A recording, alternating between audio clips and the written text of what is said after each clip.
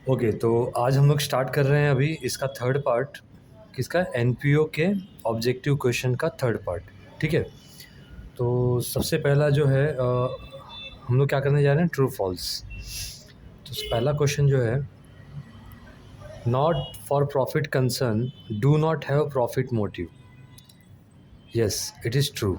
ठीक है, हमने पहले भी पढ़ा हुआ है ऑब्जेक्टिव्स में कि एनपीओ का मेन मकसद क्या होता है, सब पब्लिक को सर्विस प्रोवाइड करना, यानी सोसाइटी को सर्विस प्रोवाइड करना।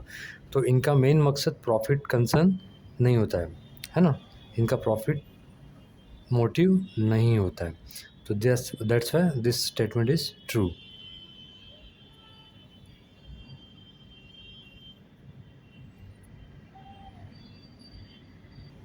चलो अब सेकंड क्वेश्चन करते हैं। Charitable institution prepare profit and loss account at the end of the every financial year. Charitable institution मतलब क्या हो गया? एनपीओ हो गया। तो एनपीओ आपको पता है प्रॉफिट एंड लॉस अकाउंट नहीं मेंटेन करता, ये क्या मेंटेन करता है? Income and expenditure account. तो that's why this statement is false. ठीक है, ओके नेक्स्ट अभी क्या है? Sorry guys, there is no difference between receipt and payment account and income and expenditure account. तो बहुत बड़ा डिफरेंस है, याद रखो। यहाँ पे क्या बोला? There is no difference. तो आपको बता दूँ, रिसिप्ट और पेमेंट अकाउंट जो होता है ना, ये रियल अकाउंट है। कौन सा अकाउंट है ये? Real account. और इनकम एंड एक्सपेंडिचर अकाउंट जो होता है ना, ये नॉमिनल अकाउंट है। ठीक है, तो रियल अकाउंट और नॉमिनल अकाउंट सेम होगा क्या? नहीं। ठीक है, that's why this statement is false. तो क्वेश्चन थर्ड जो है वो क्या है? फॉल्स है। ओके, पहला क्या था? ट्रू। दूसरा क्या था? फॉल्स। ओके, अब आ जाओ फोर्थ पे। Income and expenditure account represents either surplus और डेफिसिट। ऑब्वियस सी बात है। ठीक है, इनकम और एक्सपेंडिचर जब आप बनाते हो तो या तो सरप्लस मिलेगा या तो डेफिसिट मिलेगा। डेफिसिट मतलब लॉस, सरप्लस मतलब प्रॉफिट। तो इनकम और एक्सपेंडिचर बनाने का मकसद ही अपना यही होता है कि हम लोग फाइंड कर सकें सरप्लस क्या है या डेफिसिट क्या है। ठीक है, तो ये स्टेटमेंट जो है वो क्या है? ट्रू है। ओके, अगला जो है, receipt and payment account do not have any opening balance. तो ये तो फॉल्स हो गया ना भैया। ठीक है, कैसे? रिसिप्ट और पेमेंट अकाउंट किसका अकाउंट होता है? मैंने अभी बताया आपको, ये कैश का अकाउंट होता है। मतलब रियल अकाउंट यानी कैश का अकाउंट होता है, कैश का अकाउंट होता है। तो कैश में या तो ओपनिंग बैलेंस, मतलब कैश में ओपनिंग बैलेंस तो होगा ही। ठीक है, यहाँ पे क्या बोला? Do not have opening balance. आप लोग जब सम भी सॉल्व करते हो तो रिसिप्ट और पेमेंट अकाउंट आपको दिया होता है, तो स्टार्टिंग में देखो टू बैलेंस ब्रॉट डाउन लिखा रहता है, और मैं उसको क्या कराता हूँ? कैंसिल करा देता हूँ। तो वो जो टू बैलेंस ब्रॉट डाउन होता है वो ओपनिंग बैलेंस होता है कैश और बैंक का। और रिसिप्ट और पेमेंट अकाउंट में अगर लास्ट में देखोगे क्रेडिट साइड में, तो क्या लिखा रहता है? By balance carry down.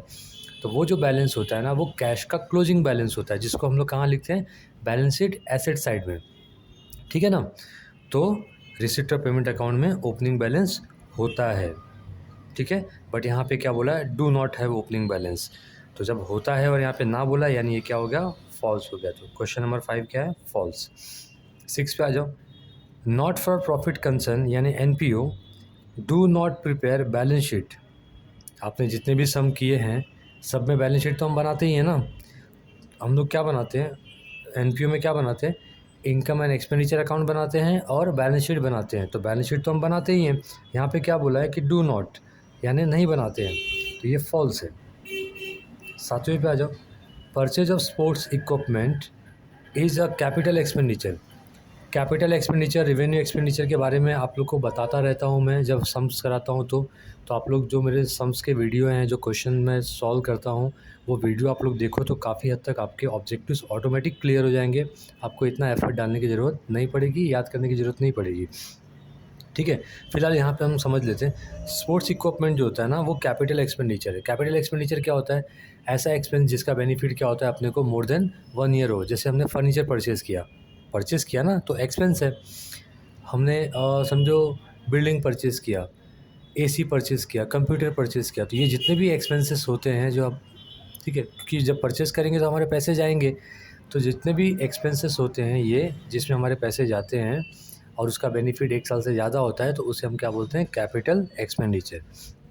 Like business में आपने गुड्स ख़रीदा, स्टेशनरी ख़रीदा, उसके अलावा आपने समझो सैलरी पे किया, तो ये जो एक्टिविटीज़ होती है ये बार-बार होती है, तो इसके लिए हम लोग इसको क्या बोलते हैं, रेवेन्यू एक्सपेंडिचर, है ना? और इनका बेनिफिट भी हमें 1 साल से ज़्यादा नहीं मिलता है। कौन से एक्सपेंडिचर का? रेवेन्यू एक्सपेंडिचर का। तो एग्ज़ाम में कभी-कभी क्वेश्चन को घुमा के भी पूछता है कि ये रियल कैपिटल एक्सपेंडिचर की जगह पे क्या डाल सकता है, रेवेन्यू एक्सपेंडिचर भी डाल सकता है। तो प्लीज़ आप लोग ये सब बातें ध्यान रखिए, ठीक है? ज़रूरी नहीं है कि जो बुक में क्वेश्चन दिया हुआ है वही एग्ज़ाम में आए। वो लोग आपका नॉलेज कैसे भी टेस्ट कर सकते हैं, ठीक है, बोर्ड वाले।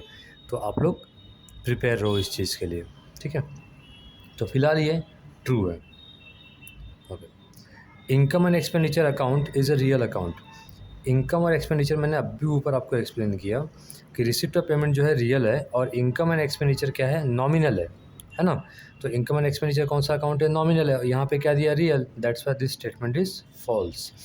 अगला है receipt and payment account contains only the transaction relating to current year.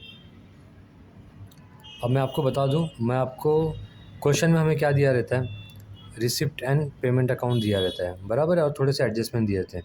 हम लोग आंसर में क्या प्रिपेयर करते हैं, दो चीज़ें प्रिपेयर करते हैं, इनकम एंड एक्सपेंडिचर अकाउंट बनाते हैं हम लोग, और क्या बनाते हैं, बैलेंस शीट बनाते हैं, बराबर है कि नहीं। तो आपको पता होना चाहिए क्वेश्चन क्या है यहाँ पे, receipt and payment account contents only transaction relating to current year.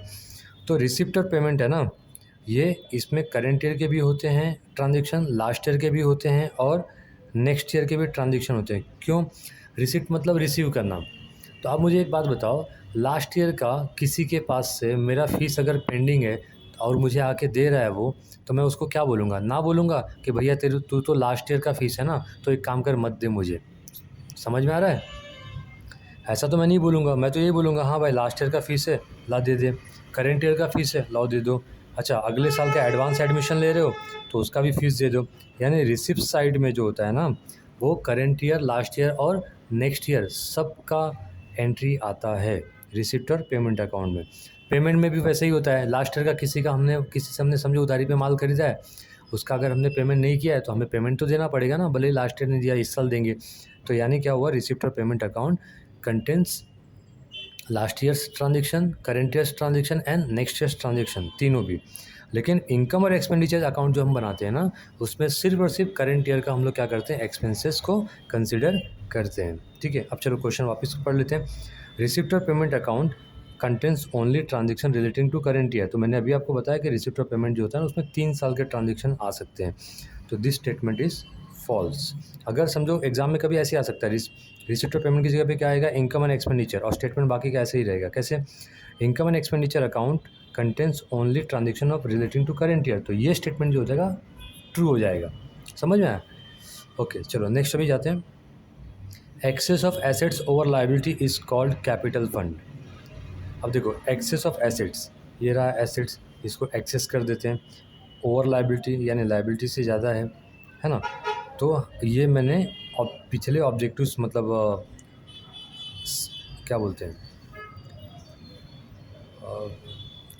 KBC type question होता है ना, क्या बोलते हैं उसको, हाँ, मल्टीपल चॉइस क्वेश्चन, उसमें भी एक्सप्लेन किया था, या फिर मैंने वर्ड टर्म फ्रेज वाले में एक्सप्लेन किया था ये चीज़ें डिटेल में। तो वहाँ से आप लोग समझ लेना। फिलहाल एसेट्स अगर ज़्यादा है लायबिलिटी से तो हमें क्या मिलेगा, कैपिटल फंड मिलेगा। क्या मिलेगा?